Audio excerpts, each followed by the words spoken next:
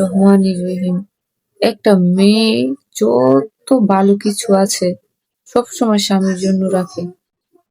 মেয়েটাও খায় খাবার জিনিস হলে কিন্তু ভালোটা দেখবেন স্বামীকে দেয়।